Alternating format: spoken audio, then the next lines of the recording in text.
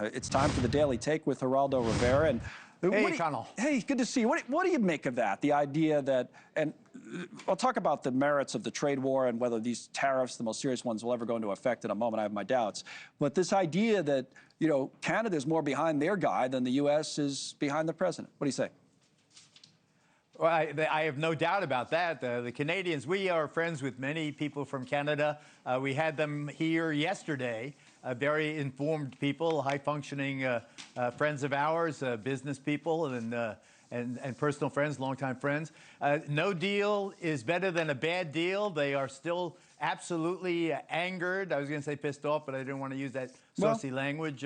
They still remember the 51st state stuff.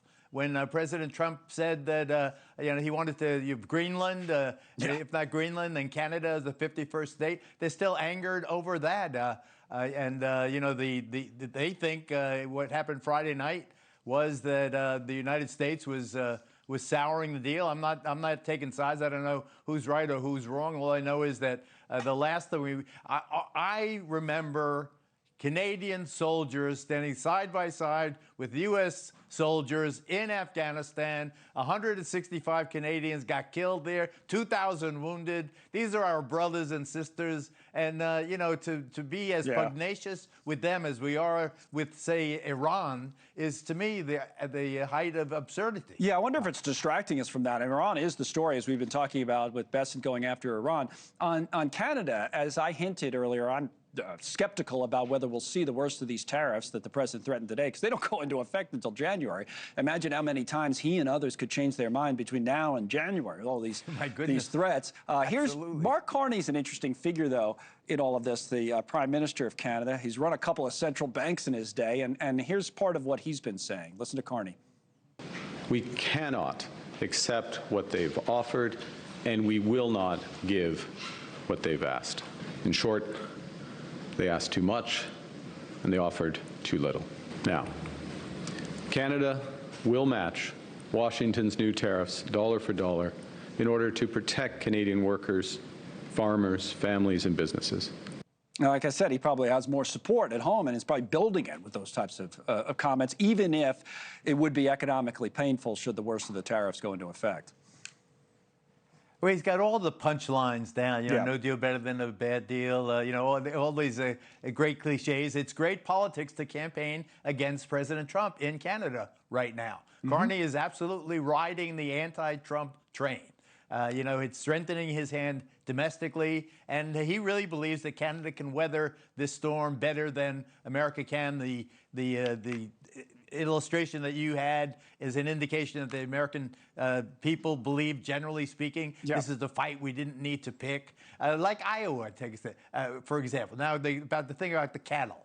You put a tariff on cattle, and if you put a tariff on cattle, then that builds up the American cattle. But wait a second, it increases the price of Canadian cattle. Which wasn't that an admission by the president? Because we've been talking forever how a tariff is a tax and it would be passed along to consumers. So didn't the president basically admit that by, lowering the temperature on these beef tariffs? I mean, he's basically saying what we've all been arguing about for years. Yeah, it's a tax, and now I'm going to lower your costs by lowering the tariff.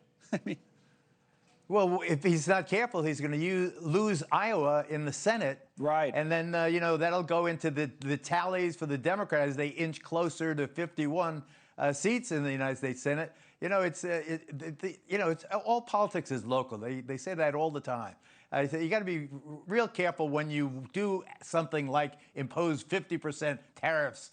So who's really benefiting and who is suffering as a result of a 50% tariff? And I would argue that, generally speaking, it's the consumer in the United States who wants to buy something that's suddenly 50% more expensive. I understand that it adds to the treasury and all the good stuff of tariffs. And maybe the Supreme Court was wrong when they decided the president did not have that omnibus authority that he wielded. But I think that we got to calm down on this whole tariff thing. For instance, you have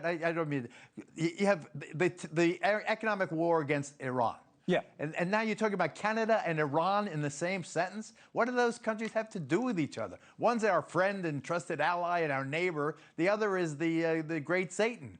in the Mideast that has done for 47 years such horrible things to the Yeah, that's why I'm region and wondering to if the it's world. a distraction, the Canada thing, maybe not a very good one, to your point.